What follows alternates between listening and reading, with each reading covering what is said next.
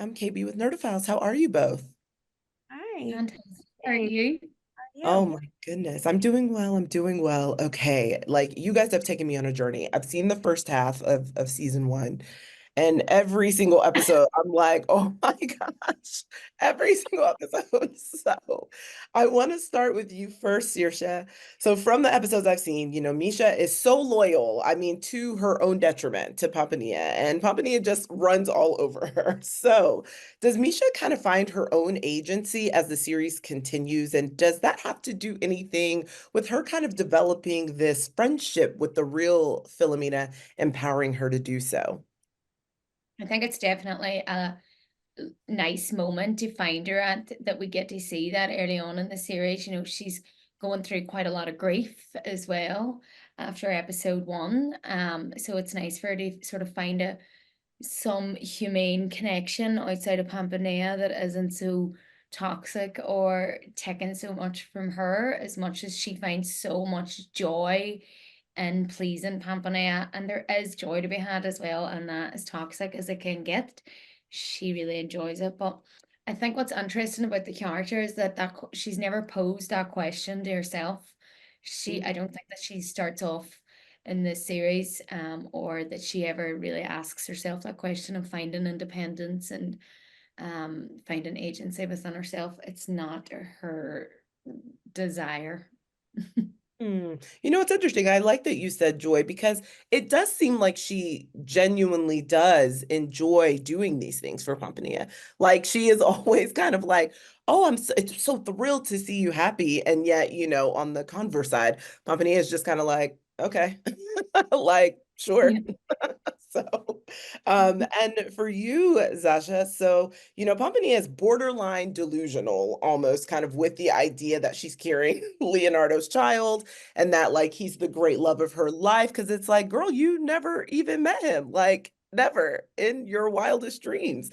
And so that's really causing her, along with her exceptional personality, to make enemies with a lot of people in that house.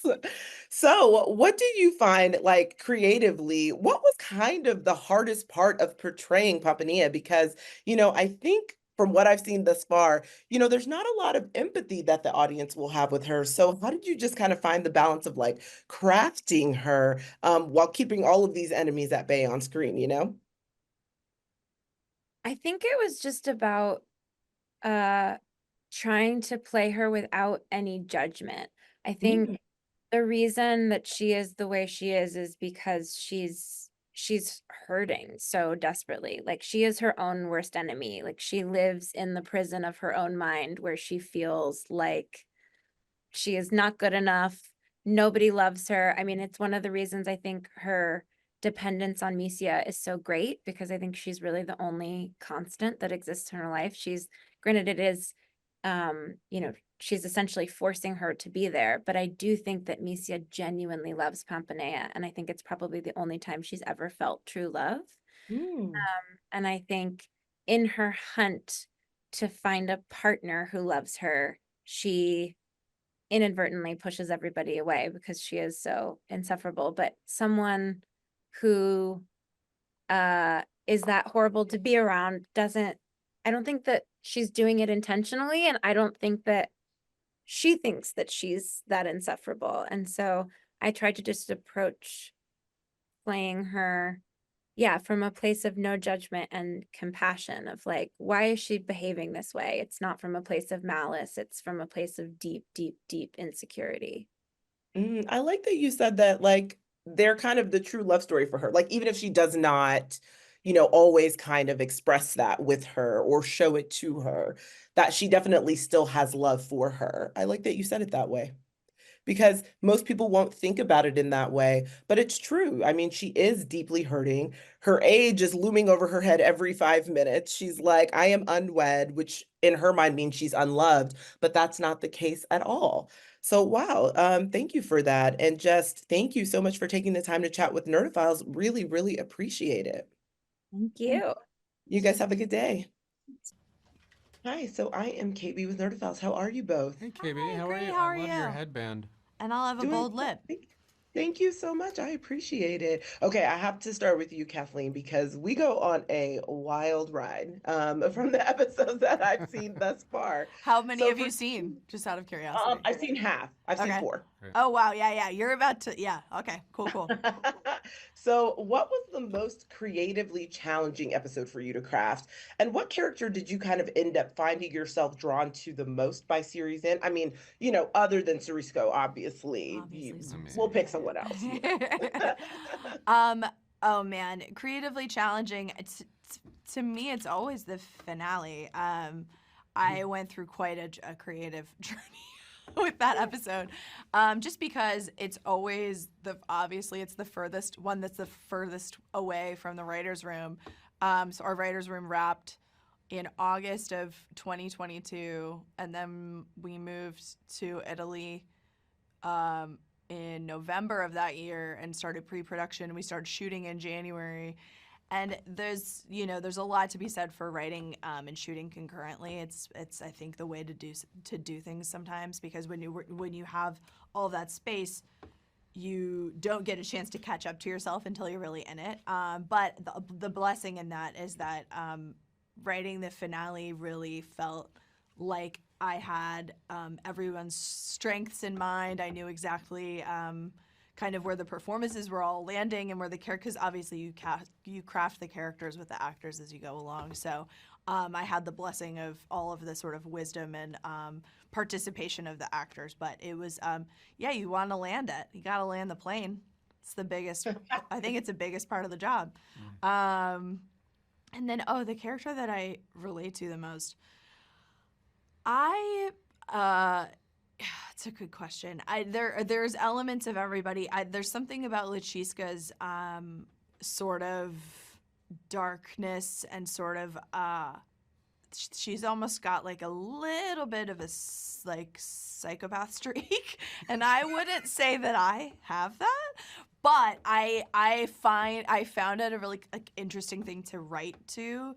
Because the stakes are so high in the setting, and death is coming for us all, and so but for all of these characters, it's quite imminent.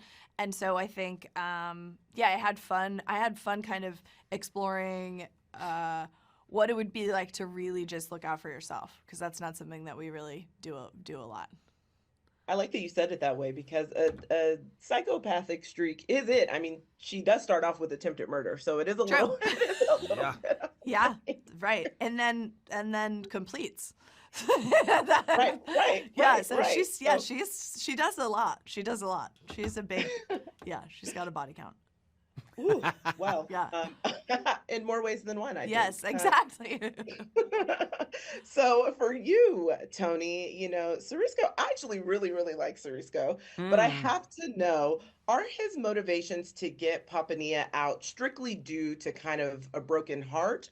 Or do you think that there's more to why he needs her out of that house so quickly? Because when things go left and she treats him the way that she does, he immediately is like, oh, okay, bet. I have a plan. Yeah. I think it's all those layers, because I think a huge core of Cerisco is desperation. Is just constantly, that turn that happened in the pilot, he's a very loyal man, and so once that happened, he needed to find someone to be loyal to. Obviously, that was broken, but then just that deep, deep need of connection and the desperation, and then he falls prey to his own neediness.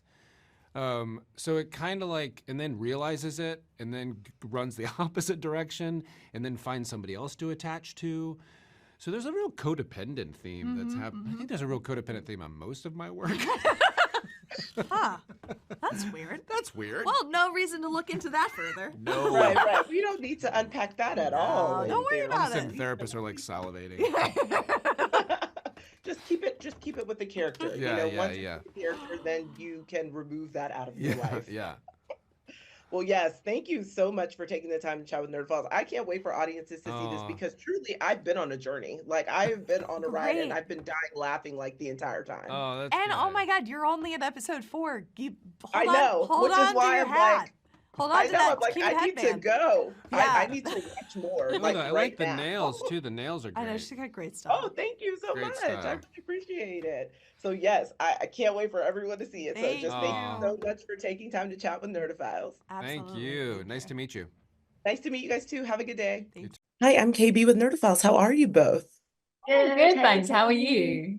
I am doing okay. What a wild ride. Okay, so your characters swap places after an attempted murder of sorts. Right? Thank you. I'm glad to witness you guys. It's just a little murder, right? Just a little, Little nothing one. too serious, nothing too serious. And of course, Philomena, the real Philomena, is not thrilled to be a handmaid now. Like she is like not having any parts of it. So do you think by your characters kind of swapping places, it ends up creating empathy for the other person in them? And I will start with you, Jessica. I think absolutely. I think, yeah, not necessarily like swapping places and, having to do all the things that Luciska has done, but just kind of, just not having Luciska there and realizing like how much she, at the time she hates her for stealing her life, but I think not having her there, but having, other relationships there that can reflect her relationship with Luciska helps her to kind of recognize just how much, Luciska has done for her and how much she does mean to her. So yeah, definitely. To answer your question, yeah. And how much she sacrificed for her too. I don't think she's really thinking top of mind. All the things that she does for her on a daily basis, but also all the things that she puts up with too, I feel like, I mean, yeah, she's a bit of a handful. And what about for you, Tanya? Do you think on the converse side, like them kind of swapping places allows her to kind of understand Philomena just a little bit more? I think for Luciska, it really shines a light on the pressures of the social constructs around courting, particularly because Luciska just sort of feels like I've got nothing to live for. I just want to do what I want. I want him. I want to have sex with him because he looks yummy. And but then, to have Panfilo come in and be like, no, you can't do that. You've got to, if you to secure your place here, like no one is safe. Like you're just a woman, like you're not actually that safe. So you've got to like tie yourself to a man, but an appropriate man. And Luciska's like, but I don't want him, Kindro, and I think that maybe builds some sympathy about like women of that class, which she has always looked at and thought, God, you can just do whatever you want. And but actually, even for women of that high class, there are still so many restrictions and constraints for them. Yeah, they're still so heavily tied to men, like everything they do, their entire livelihood. And it's not like she doesn't realize that until she's kind of in it, like, oh, I absolutely have to marry this man that I do not like in any capacity in order to survive. Yeah. Okay, and I just have to ask you both as actors, kind of what was the most creatively challenging episode to shoot, and what will you take away from this series that you may add to your repertoire for like other projects that come up? And I'll start with you first, Tanya. I found the most challenging the first episodes where Luciska is pretending to be Philomena. Because there was always having to balance, even though Luciska is pretending to be someone else to people who have never met her or Philomena. So she kind of gets a free pass and she knows that these people are going to buy whatever she's selling.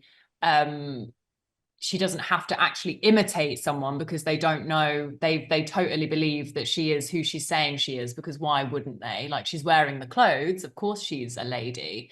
But I still had to like, there's still a line where you're like, how much is she performing and how much is she being herself? And what would she be holding back in this moment? Whereas as the show goes on and she gets to be herself, that's obviously, it just creatively, it was just like, it was more, comfortable because she was just, oh, I can just be Luciska now. I'm not being Luciska being Philomena. Yes. Yeah. I don't know. What was the other part of that question? No, that's good. And for you, Jessica, kind of what was the most creatively challenging?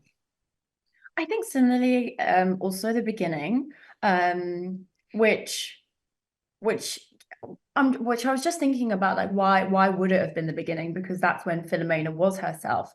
But actually, I think Philomena was more herself at the end, or actually at any other given moment other than the beginning. I think that was the version of herself that she told herself she had to be in order to just navigate society, and just kind of getting that balance right, with undercurrents of what I knew was coming up in the show, because she's not, she can be a little bit of a brat, but I still wanted her to be likable, and just kind of figuring out that balance. So I think the earlier episodes, because like when I think that was challenging, and then like after I kind of like figured that out in my head, it was just the whole shoot was such a joy. I felt like every day on set, even though we were waking up at like 4 a.m. in the morning, it was such a joy to just be there. It was just like a big playground. I learned so much from